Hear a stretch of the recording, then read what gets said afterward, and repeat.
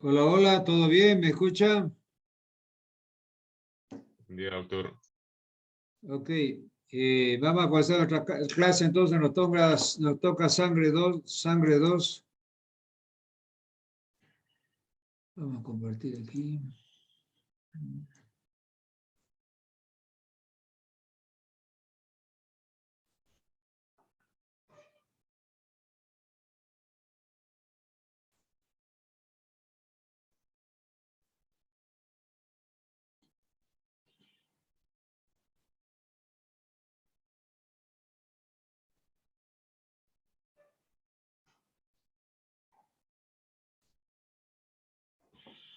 Por aquí nos quedamos, ¿no? Esta partecita todavía es de la maduración de los glóbulos rojos, porque vimos el problema de la maduración cuando había falta de ácido fólico. La verdad, el SPRUE tropical y SPRUE subtropical, es un síndrome de mala absorción. Ahora, cuando hay el fracaso de la maduración por absorción deficiente de B12, pues ocurre la anemia perniciosa. Dice, ocurre la anemia perniciosa por atrofia de la mucosa gástrica que no produce secreciones normales. Las células parietales gástricas secretan una glucoproteína llamada factor intrínseco que se combina con la B12 de los alimentos y facilita su absorción intestinal. Entonces, fíjense que ahí está, factor intrínseco se une a la B12, queda protegida de la enzima digestiva, el factor intrínseco más B12 se une a receptores específicos de la membrana que borda en cepillo de las células mucosas del ilio. La B12 transporta la sangre mediante pinocitosis, llevando la B12 y el factor intrínseco a través de la membrana. Luego se almacena en el hígado, donde se libera lentamente. Entonces, lo voy a explicar rápidamente. Cuando hay anemia perniciosa, es un tipo de anemia crónica, es decir, se llama también anemia perniciosa o anemia megaloblástica. Entonces, ¿qué va a pasar? Cuando ingerimos la B12, que es importante para la maduración de los glóbulos rojos, igual que el ácido fólico, la ingerimos en las verduras, en la fruta, etcétera, en la leche. Entonces, esa vitamina B12 puede ser destruida por la acidez del estómago. Entonces, para que eso no se produzca, la B12 en el estómago se une al factor intrínseco y de esa forma queda protegido contra la digestión del pH del estómago. Entonces, al estar protegida por el factor intrínseco, esa unión de B12 más factor intrínseco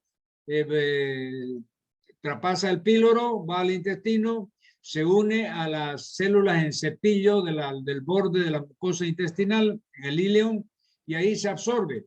Y de esa forma, a través de una pinocitosis, de un proceso de pinocitosis, la vitamina B12 se transporta a la sangre mediante pinocitosis. Después de adherirse a la célula, al epitelio del tubo digestivo del ileum, del intestino delgado, es decir, a esa membrana que se llama membrana con borde en cepillo, ahí se adhiere la B12 con el factor intrínseco y después por pinocitosis va a entrar a la sangre. Entonces, este es el camino que hace de que, por eso es que en las personas, es decir, que tienen anemia megaloblástica, es decir, hay una atrofia del epitelio del estómago. Entonces ya vamos a ver cuando vemos digestivo. El estómago produce un elemento llamado factor intrínseco. Este factor intrínseco, al unirse a la B12, es decir, lo protege contra la destrucción por la acidez. Entonces, cuando hay anemia megaloblástica o anemia perniciosa, hay atrofia del epitelio gástrico y no produce este factor intrínseco. Entonces la B12 se destruye y ese B12 no llega a la sangre y por lo tanto no hay maduración de los glóbulos rojos. Muy bien. Vamos a ver entonces ahora otra enfermedad, la hemocromatosis. ¿Qué es la hemocromatosis? Es una enfermedad hereditaria que resulta de una alteración innata del metabolismo del hierro que lleva progresivamente a la sobrecarga de hierro tisular en órganos como el hígado, páncreas y corazón. En los estadios más avanzados se produce deterioro de la estructura y la función del órgano. Entonces, la hemocromatosis es una alteración hereditaria ya del metabolismo del hierro que llega a una sobrecarga del hierro tisular. Entonces, hay superproducción, es decir, llega mucho hierro a la sangre y ustedes saben que el hierro se almacena en la sangre, ya vimos en la carta anterior, en forma de ferritina y hemosiderina. Entonces vamos a ver más adelante esas dos formas. Aquí está la hemocromatosis. Exceso de absorción intestinal de hierro que se deposita en el hígado, páncreas, corazón e hipófisis, fibrosándolo y alterando su función. El pigmento depositado se llama hemosiderina. Entonces aquí está. El hierro se almacena en forma de ferritina, que ya lo vimos en la cara anterior, y hemosiderina. Debe diferenciarse de la hemosiderosis, que es el depósito de hierro secundario a la administración de hierro o transfusión. Entonces ya vamos a ver. Cuando la enfermedad, es decir, ese aumento de los depósitos de hierro, se debe a un proceso de demasiada absorción del hierro y se almacena en el hígado, se llama hemocromatosis. Ahora, cuando ese hierro, es decir, no se debe a un problema genético, sino que ese problema se debe a que se le ha transfundido mucha sangre, se ha administrado mucho hierro por boca, etcétera. Entonces ahí tenemos que eso se llama hemosiderosis. Entonces yo le llevo a preguntar cuál es la diferencia entre hemocromatosis y hemosiderosis. Me tienen que decir, ambos es un proceso de almacenamiento muy grande de hierro, saturación de los almacenes del hígado por el hierro. Uno es producto de aumento de la absorción del hierro y el otro es producto de que se ha tomado mucho hierro, pues se han hecho muchas transfusiones donde viene mucho hierro en los glóbulos rojos transfundidos. Entonces cambia para la misma patología de etiología diferente, tenemos dos nombres diferentes. Hemocromatosis es el aumento de hierro por absorción excesiva y hemosiderosis es el aumento de hierro en los almacenes también, porque se le dio mucho hierro a ese paciente por transfusiones muy seguidas o por hierro vía oral.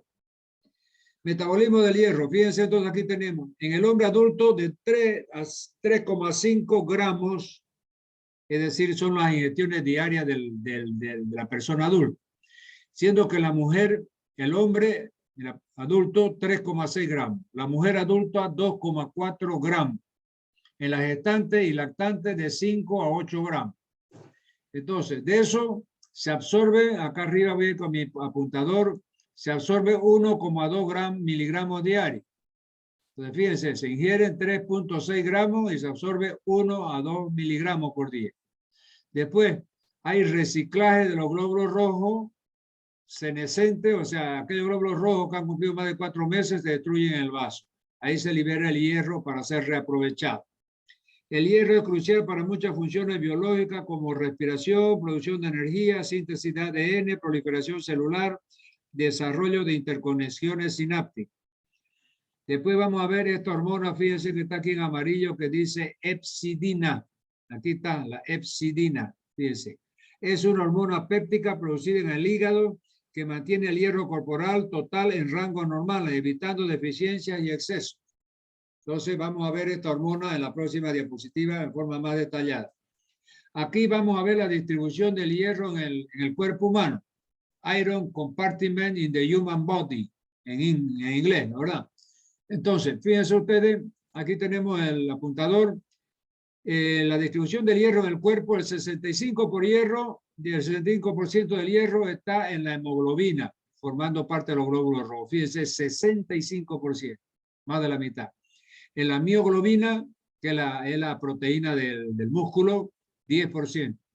Enzimas, diferentes enzimas del organismo, como un activador de esa enzima, 5%. Ferritina, ya hemos visto, depósito en el hígado en forma de ferritina en inglés, ¿no? Ferritina, depósito, 20%. Después acá, transferrina, porque ya yo les he dicho a ustedes que el hierro que se deposita se lo hace en forma de ferritina. El hierro que circula en sangre lo hace en forma de transferrina. Entonces, fíjense que la transferrina, que es el hierro circulando en sangre, solamente hay de 0,1 a 0,2%. O sea, bien poca la cantidad. Eso es el porcentaje de la distribución del hierro en el organismo. Sigamos. Aquí tenemos homeostasis del hierro y de la hepcidina. ¿Ya? Dice, la epsidina es un péptido procedente del gen HAMP rico en cisteína producido por el hígado y considerado un elemento clave en la regulación de la absorción y cinética del hierro en el organismo. Por esta razón se le ha dado un valor de primer orden en la homeostasis del hierro, lo que permite definir su sobrecarga por el déficit y la anemia inflamatoria por el exceso. Entonces vamos a ver esta otra diapositiva que está más explícita. Entonces ya vemos que esta epsidina es una hormona producida por el hígado. ¿Cuáles son sus efectos? Primero, disminuye la salida del hierro de la célula, por lo que es considerado un regulador negativo. ¿Ya? Entonces es un regulador negativo. ¿Qué quiere decir? La presencia de epsidina hace que el hierro disminuya en la concentración en sangre. Entonces, disminuye la absorción del hierro en el intestino delgado, disminuye el transporte transplacentario, disminuye la liberación de hierro por los macrófagos. Entonces, esos son los efectos de la epsidina. Epsidina, aquí está. La epsidina produce una disminución del hierro plasmático porque inhibe su liberación por las células, especialmente enterocitos y macrófagos. Cuando la epsidina se une a la ferroportina, hace que ésta sea fosforilada, internalizada y posteriormente degradada en los lisosomas. Así se produce la remoción del exportador de hierro y este debe permanecer en la célula almacenada en forma de ferritina. La epsidina aumenta en la inflamación y la sobrecarga de hierro y disminuye en la anemia y en la deficiencia de hierro y cuando aumenta la eritropoyesis. Entonces, fíjense que esa famosa ferroportina está presente en la célula, o sea, es la que manda el hierro a la torrente circulatorio, ahí donde está donde se une la epsidina, ahí hay una molécula de ferroportina que es la que especialmente produce la exportación de hierro de la célula hacia el torrente circulatorio. Entonces, el mecanismo de acción de la epsidina, como hemos visto, es de disminución del hierro plasmático. Fíjense, porque aquí vimos la actividad de la ferroportina. Se produce la remoción del exportador de hierro y este debe permanecer en la célula almacenada como ferritina. Entonces, la epsidina, si yo le pregunto, ¿cuál es la acción de la epsidina? Disminución del hierro. ¿Por qué mecanismo? Disminuye la absorción, disminuye la exportación a la sangre de hierro. Entonces, a través de ese mecanismo, su componente principal es bajar la concentración de hierro en sangre. Por eso es que fíjense, cuando hay poca epsidina, es decir, en la diapositiva anterior, fíjense, estos eran los efectos de la epsidina. Disminuye la absorción de hierro en el intestino delgado, disminuye el transporte transplacentario, disminuye la liberación de hierro por los macrófagos. A través de estos tres mecanismos, disminuye la concentración de hierro en sangre. ¿Ya? Muy bien, aquí también está otra vez explícita, fíjense la epsidina. ¿Cuándo aumenta la epsidina? Acá a la izquierda. ¿Cuándo disminuye la epsidina? La epsidina está aumentada, fíjense, cuando hay sobrecarga de hierro. Lógicamente, sí, hay mucho hierro en sangre, tiene que haber esta hormona para que disminuya el hierro en la sangre. Entonces, está aumentado en la sobrecarga de hierro. En la inflamación, durante la inflamación también se libera mucho hierro al torrente circulatorio, entonces tiene que disminuir ese hierro. Por eso es que la epsidina está aumentada, porque es la hormona que disminuye la cantidad. ¿Y cuándo está disminuida la epsidina en el organismo? En la hipoxia, falta de oxígeno. En la anemia, falta de glóbulos rojos, hemoglobina. En la disminución de los depósitos de hierro, cuando disminuye la ferritina y la hemosiderina que están depositados en los depósitos del hígado, ahí aumenta esta hormona llamada epsidina y aumenta, y cuando hay aumento de la eritropoyesis, ¿qué quiere decir? La fábrica está produciendo, el organismo está produciendo muchos glóbulos rojos. Entonces, al producir muchos glóbulos rojos, tiene que tener bastante hierro, que es el insumo más importante para la producción de la hemoglobina, del glóbulo rojo. Entonces, en ese caso, esa fábrica trabajando a toda marcha hace que se consuma mucho hierro y por la eritropoyesis, y en ese caso está disminuido la epsidina. Leucocitos. Los leucocitos son un conjunto heterogéneo de células sanguíneas que son los efectores celulares de la respuesta inmunitaria. Así intervienen en la defensa del organismo contra sustancias extrañas de agentes infecciosos, antígenos, se origina en la médula ósea y en el tejido linfático. Entonces vamos a ver ahora ya las células blancas. Comenzamos pues, por los leucocitos. En la célula blanca, entonces su función principal, fíjense ustedes, es decir, la parte inmunitaria, ¿la verdad? Y ahora vamos a ver, aquí está. Los leucocitos son un conjunto heterogéneo de células sanguíneas que son los efectores celulares de la respuesta inmunitaria. Así intervienen la defensa del organismo contra sustancias extrañas. Sigamos. Formación de los glóbulos blancos. Entonces ya vimos la formación de los glóbulos rojos, ahora nos toca ver la formación de los glóbulos blancos. Los glóbulos blancos, esto yo lo pregunto en examen, también muchas veces no saben responder. Dígame entonces, ¿dónde se producen los glóbulos blancos? Les digo. Y ahí comienzan a divagar y todo. Fíjense que en los glóbulos blancos hay los que pertenecen a la serie mielocítica y los que pertenecen a la serie linfocítica. Los que pertenecen a la serie mielocítica, que son los polimorfos nucleares, monocito, ¿no? Esta es otra célula, pero son sanguíneas también, polimorfo nuclear y monocito, se producen en la médula ósea. Ahora, la serie o línea linfocítica, que son los linfocitos y las células plasmáticas, se producen ganglio linfático, vaso, timo, amígdala, médula ósea y placas de Pey. Entonces, aquí está bien clarito dónde se producen uno y dónde se producen los otros. Serie mielocítica y serie linfocítica. Eso es importante. Sigamos. Funciones de los leucocitos. Entonces, los neutrófilos, está en rojo ahí, tienen como función más importante la respuesta rápida a la invasión de un agente extraño, sea una bacteria, un virus, hongo, parásito, célula en destrucción o partícula en suspensión. Esta función la realiza mediante fagocitosis. Fíjense entonces que la principal función para destruir, para que los glóbulos blancos destruyan al agente invasor, llámese bacteria, hongo, virus, parásito, etcétera, es la fagocitosis. Segundo, los eosinófilos, que está en verde aquí en la placa, funcionan como mediadores en la inflamación en procesos alérgicos como el asma. Lo hacen mediante una acción proteolítica en los lugares donde degranula, a la que se le llama degranulación. Entonces, los eosinófilos, fíjense que están aumentados y funcionan en los procesos alérgicos e inflamatorios, como el asma bronquial, por ejemplo. Después, tercero, está en amarillo, los basófilos participan también activamente en los procesos alérgicos mediados por inmunoglobulinas.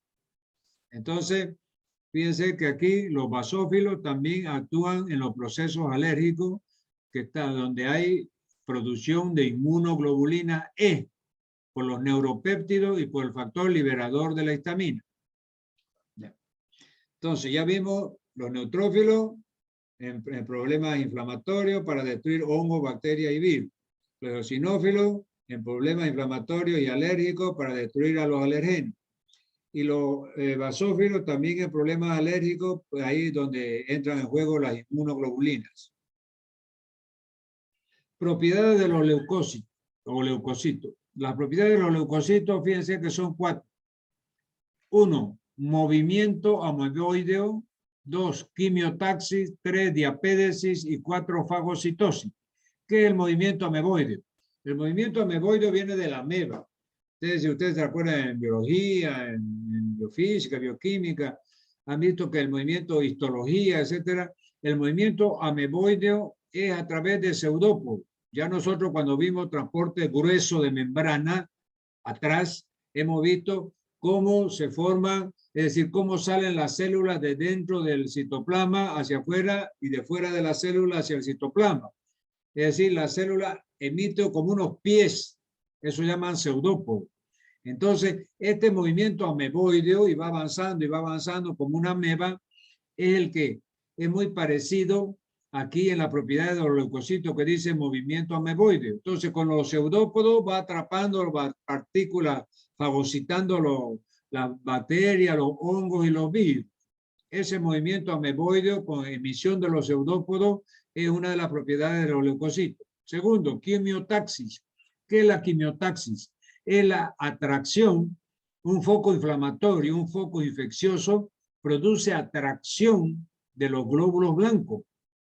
¿Ya? Entonces es un mecanismo a través del cual el cuerpo se defiende. Hay quimiotaxis positiva cuando ese foco infeccioso, por ejemplo, atrae a los glóbulos blancos para que vengan a destruir al enemigo, la bacteria, hongo, etc., ¿no? Y hay quimiotaxis negativa cuando repele el foco, por ejemplo, X, ya sea inflamatorio, infeccioso, de cualquier tipo, en lugar de atraer a estas células blancas u otro elemento de la defensa del organismo, los repele. ¿Ya? Entonces, en ese caso hay una quimiotaxis negativa. En este caso, cuando lo atrae, hay quimiotaxis positiva. Entonces, vamos a leer. ¿Qué es quimiotaxis? Es la capacidad de ser atraídos o repelidos de una zona. Son agentes quimiotácticos positivos, lo atraen, la citoxina, los ácidos nucleicos y las partículas cargadas positivamente, y son agentes quimiotáxicos negativos, los repelen las partículas cargadas negativamente. Entonces, en el organismo, en el foco de infección, se produce una sustancia que se llaman las citoxinas. Esas citoxinas, ¿ya? Cuando están cargadas positivamente, atraen, tienen quimiotaxis positiva, atraen a los glóbulos blancos. Esa misma citocina, cuando están cargadas negativamente, repelen, rechazan a los glóbulos blancos, ¿ya? Tercer elemento de los leucocitos. Uno, diapédesis, que es la capacidad de atravesar las paredes capilares y llegar a la zona de lesión. Usted sabe que los glóbulos blancos están circulando por la sangre, dentro de los vasos sanguíneos, y los glóbulos y los focos inflamatorios están en los tejidos.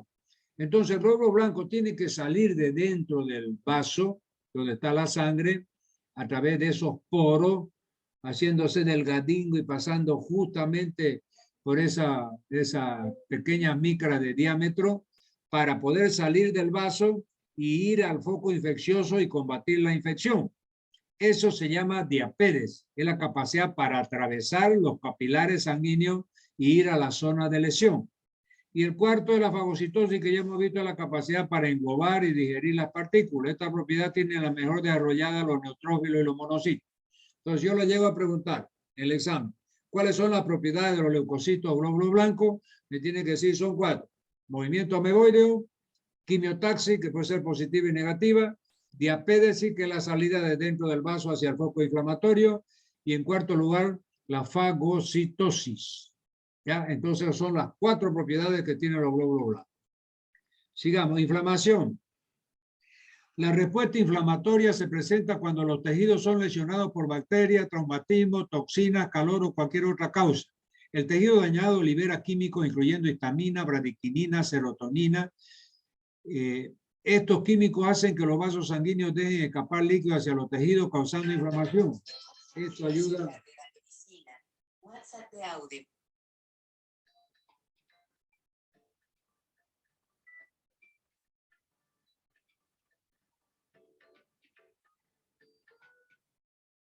¿Aló? Sí, ¿cómo le va? ¿Cómo anda? A ver,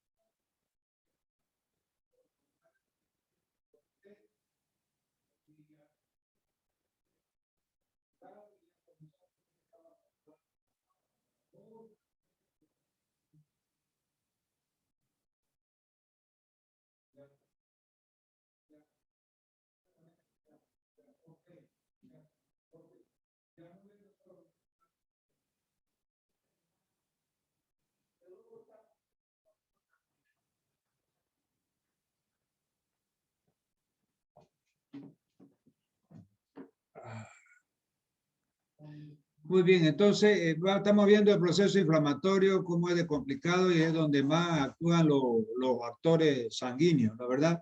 Entonces la inflamación, vamos a verla acá en este otro secuencia del proceso inflamatorio. Fíjense que la secuencia del proceso inflamatorio, primero hay dilatación de los vasos sanguíneos locales con aumento del flujo sanguíneo.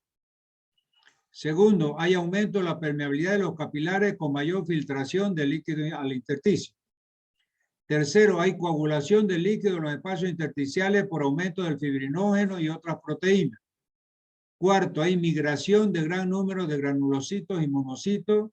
5, tumefacción de las células tisulares. Entonces, fíjense que desde la antigüedad se conoce que en el proceso inflamatorio hay tumor, rubor y calor. ¿Ya? Tumor, rubor y calor. Esa es la tríada de Celsius que se llama. Entonces, toda esta secuencia del proceso inflamatorio es la que desencadena el tumor, es decir, la extravasación de líquido, el edema. Rubor es la hiperemia, el enrojecimiento del foco inflamatorio por mediadores químicos que producen vasodilatación.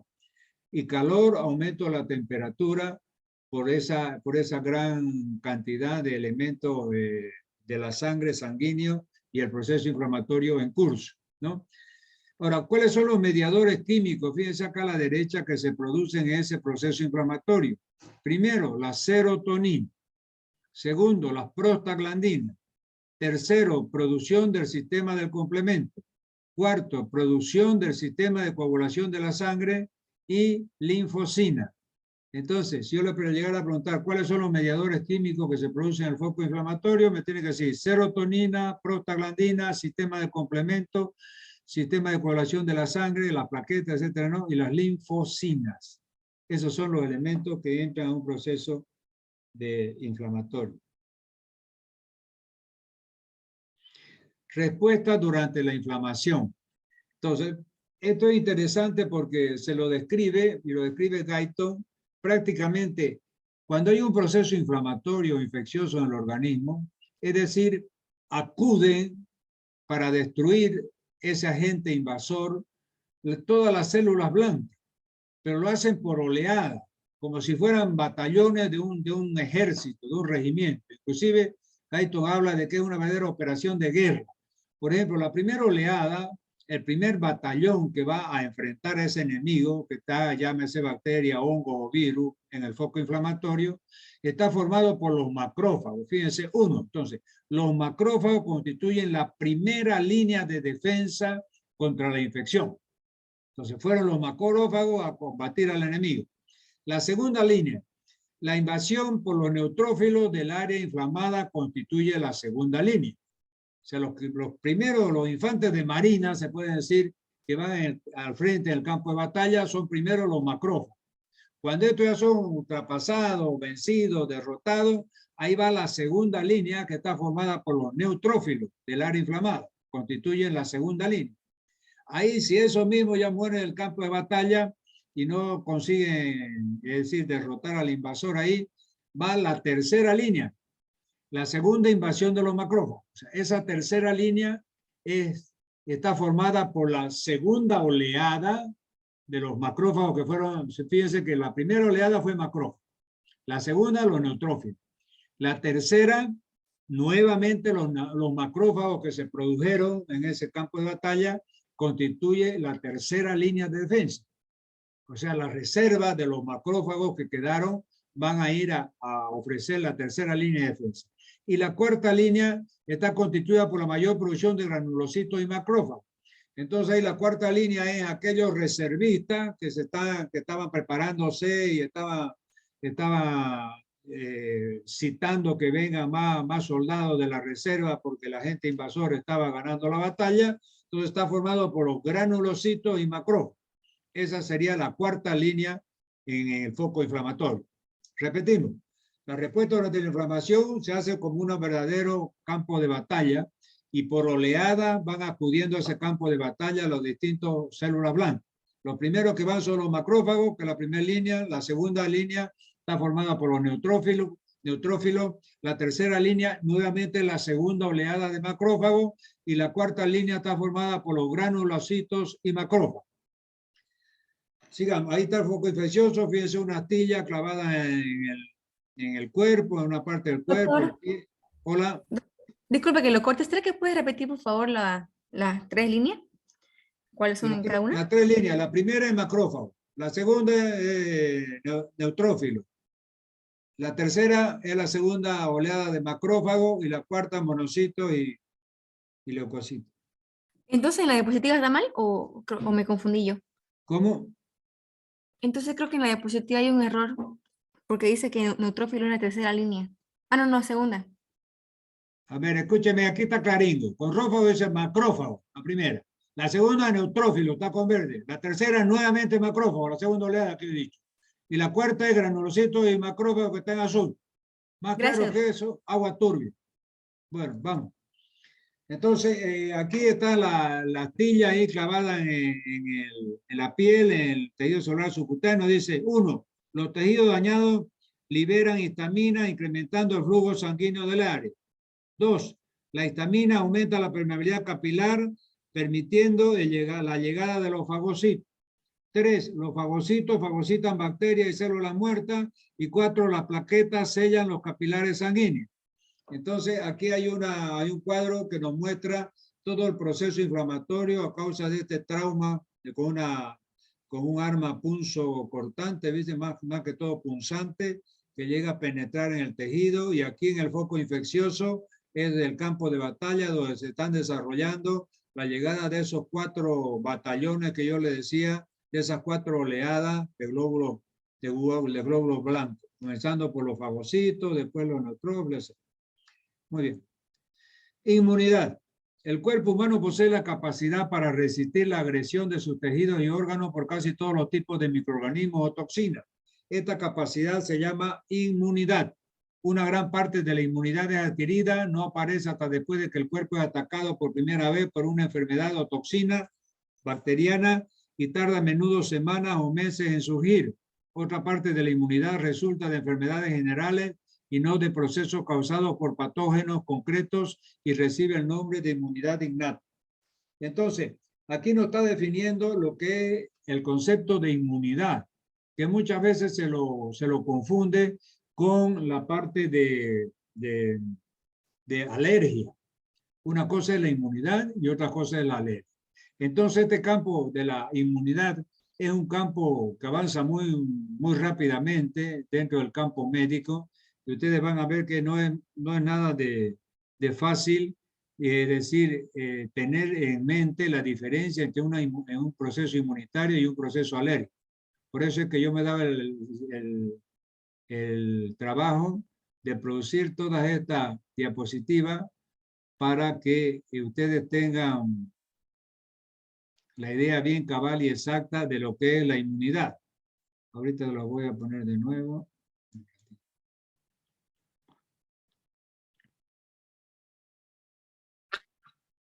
A ver.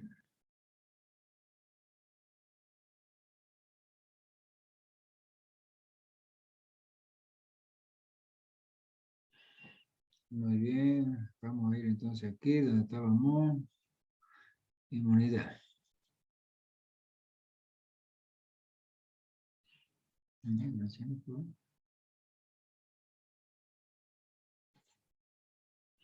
Ahí está. Entonces, la clasificación de inmunidad. Esta diapositiva es la diapositiva del millón. Fíjense, usted iba a poner aquí aquí está. La inmunidad entonces se puede clasificar en 2 tipos. Inmunidad, es decir, adaptativa, quiere decir que hay una inmunidad innata, aquí abajo, es la que nace la persona con una inmunidad ya, viene desde el útero con su inmunidad. Esa se llama inmunidad innata.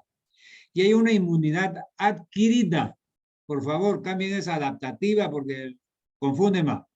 Si hay innata, perdón, que hay otra que es adquirida, o sea, durante la vida, ¿no? Entonces, sería inmunidad innata y inmunidad adquirida, que también la llaman adaptativa, pero mejor le queda el término adquirida que se encuentra en muchos de los otros textos. Esta inmunidad adquirida puede ser natural y artificial. Fíjense, la inmunidad adquirida natural, a su vez puede ser pasiva y activa. Entonces, ¿cuándo hay una inmunidad adquirida, natural y pasiva? Cuando el niño nace, la madre a través de la leche, etcétera, le pasa los anticuerpos a su bebé. Entonces, ahí hay el bebé adquiere entonces una inmunidad adquirida por la madre, natural, porque es un proceso natural, amamantar, y pasiva porque a través del tomando la leche. Entonces, ahí le está llegando los anticuerpos al niño, y también algo pasan por la misma sangre que ya pasaron durante la placenta.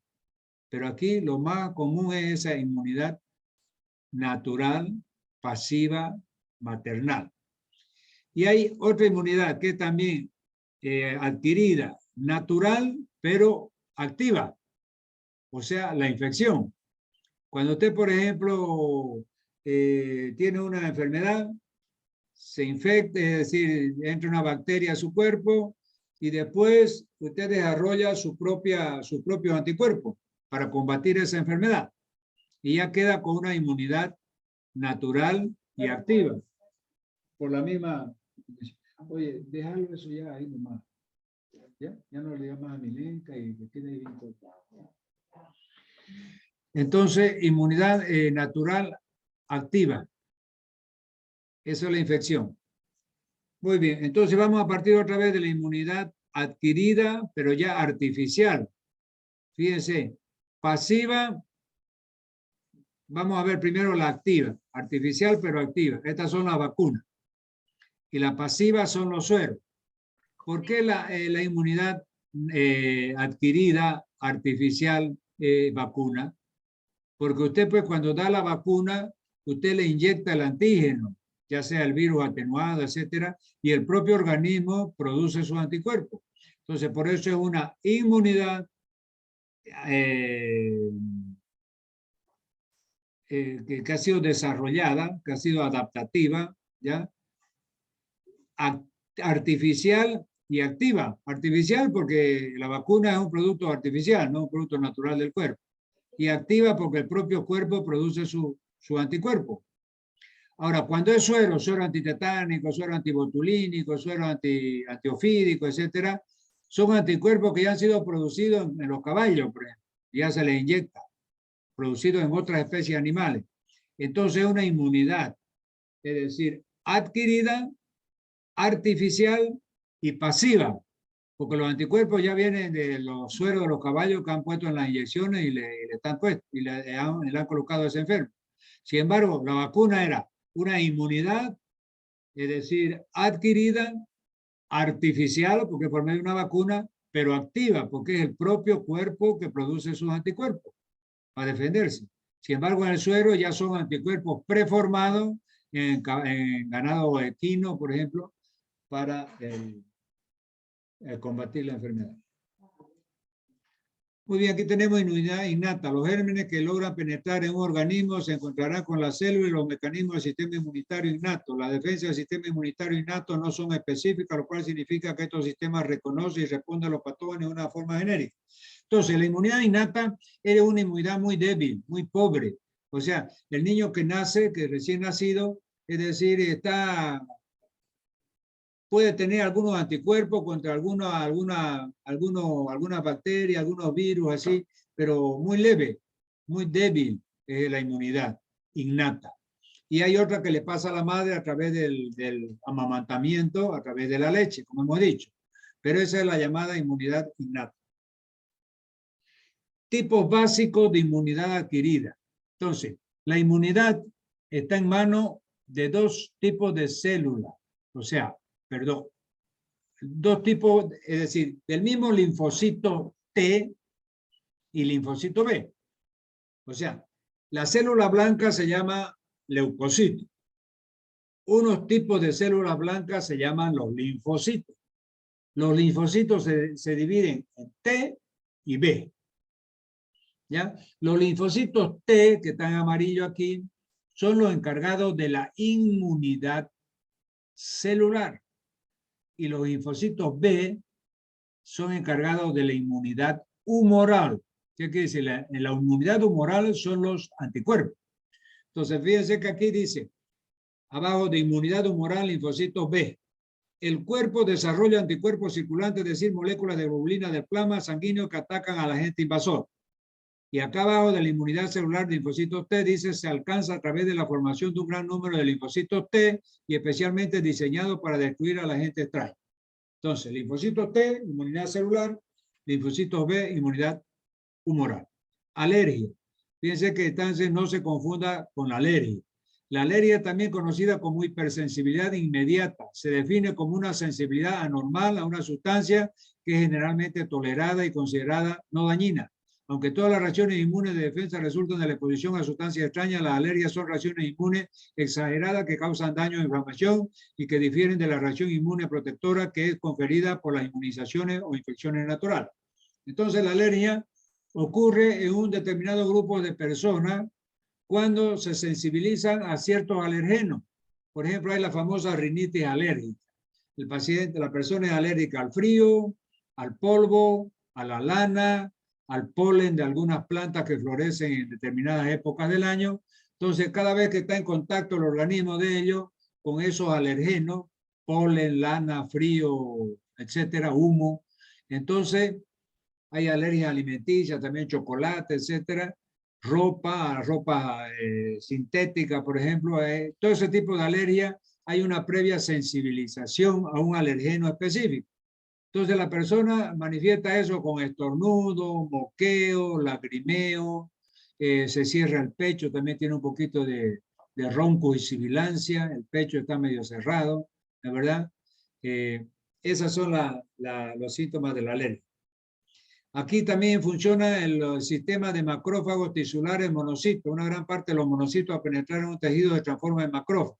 Entonces, ¿qué son los macrófagos? Son unas células grandes, inmensas, que pertenecen a las mismas células blancas, pero son especiales y son muy buscadas en los laboratorios. Me acuerdo yo en fisiología, cuando yo era estudiante, siempre alguien pillaba un macrófago, venía, vea que veo un macrófago, todo el mundo se venía a ese microscopio para ver esas células grandes. Entonces son células blancas, de la serie blanca, tremendamente grandes y diferentes, que hay en los distintos tejidos del cuerpo. Entonces hay macrófagos en el pulmón, macrófagos en el hígado se llama células de von Kuffer, en el pulmón se llama macrófagos pulmonares, hay en piel, etcétera. Entonces ya esos son especialidades ya prácticamente de la parte de hematología, ¿no? Entonces el sistema monocítico macrófago, fíjense, en 5 lugares hay estas células grandes, inmensas, que son llamadas, que pertenecen al sistema monocito macrófago. Entonces, son los macrófagos tisulares de la piel y tejido celular subcutáneo, que se los llama histiocitos. Son los macrófagos de los ganglios linfáticos. Después 3, los macrófagos alveolares de los pulmones. 4, los macrófagos de los sinusoides hepáticos, células de Kupffer, fíjense, von Kupffer se llama. Y en 5º lugar, macrófagos del vaso y de la médula ósea. En esos 5 tejidos, ¿ya?, están estos macrófagos que pertenecen al sistema monocito macrófago, que se llama. Y son células especiales, como les digo, bastante curiosas y que son muy buscadas y pretendidas, tanto en la parte de histología como en la parte de laboratorio, ¿ya? Muy bien, ahora sí, con eso estamos